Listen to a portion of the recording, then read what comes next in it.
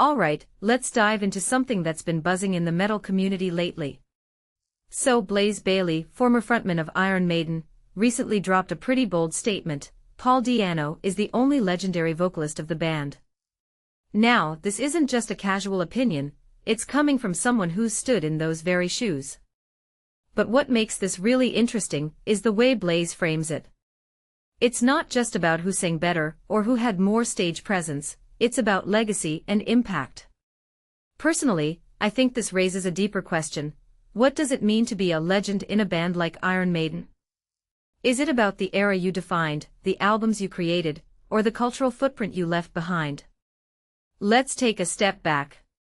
Paul Di'Anno fronted Iron Maiden during their early years, singing on the first two albums, Iron Maiden and Killers. These records are often hailed as groundbreaking, not just for metal, but for music as a whole. Blaze himself points out that those albums broke the mold. And he's not wrong. If you listen to them today, they still feel raw, innovative, and ahead of their time. What many people don't realize is that Di'Anno's voice wasn't just a tool, it was a signature.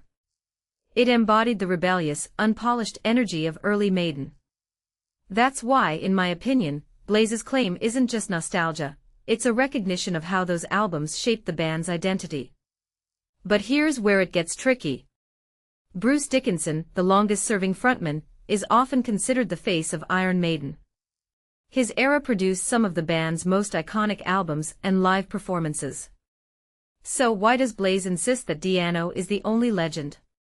From my perspective, it's because Di'Anno's era was the foundation. It's like the first brushstroke on a masterpiece, without it, the rest doesn't exist. Blaze even says they broke the rules. And that's key. Those first two albums weren't just music, they were a statement. They challenged what heavy metal could be, and that's a legacy that can't be replicated.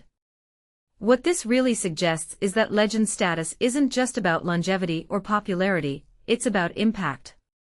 Di'Anno's time with Maiden was short, but it was seismic.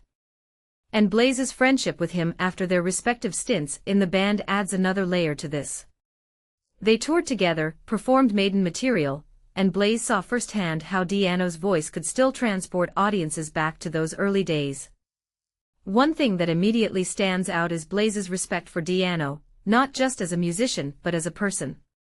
He describes him as funny, with a great sense of humor, a side of Di'Anno that fans might not know.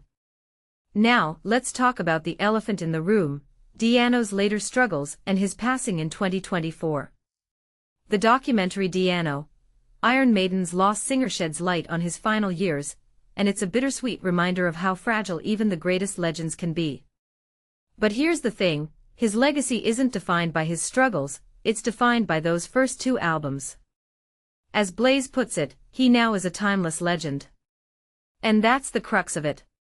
Legends aren't made by perfection, they're made by moments that transcend time. So where does this leave us?